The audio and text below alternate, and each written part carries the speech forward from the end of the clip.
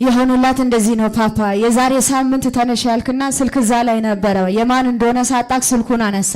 ስልኩን ካነሳ በኋላ የዚህ ስልክ ባለቤት ብር ሲለቀቅለት አይቻለሁ። የዚህ ስልክ ባለቤት ብር ሲለቀቅለት አይቻለሁ አልክ። ከዛ ወዲያው የኔ ነው አለች። የኔ ነው ስትል እዚህ ጋር ቆምክና ለምትፈልጊው ሰው ደዊና ፈልጋችሁኛል ወይ በይና ጠይቂ። ፈልጋችሁኛል በይ ብቻ ብለሽ ጠይቂ ነበር ብቻ ጠይቂ ያልክ። ከዛ ወዲያው አንድ ሰው ጋር ደወለችና ወዲያውኑ ፈለግሽኝ ወይ ስትላት አይ አለችና እሷ ዝም አለች። ግን እሷ እዚህ ያለች ቤት ባለቤቷ እዛው እየተነበይክ እያለ እንደዚህ አልካት።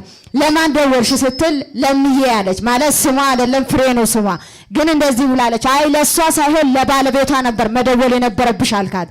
አንተ እንደዛ ስትላት እሱ ቀድሞ ቤት 1000 ብር አስቀምጦላታል። እሷ እዚህ ያለች እሷ እዚህ ቁጭ ብላ እሱ ቤት ሄዶ ብር አስቀምጦላት ነበር።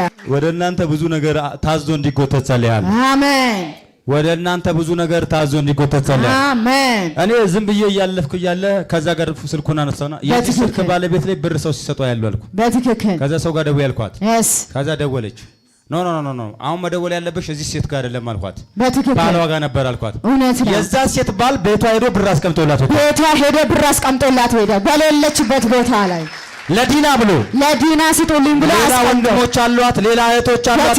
ብር ግን ለዲና ስጣ ብሎ በትክክል ፓፓ። ይሄ ብቻ አይደለም ዳኒ።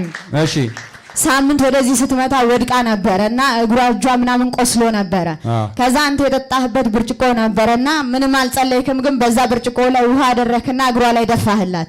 እዚህ ያልታወቃትም ምንም ረስታው ቤት እስክደርስ ድረስ አላወቀችም። በጣም አሟት ነበር።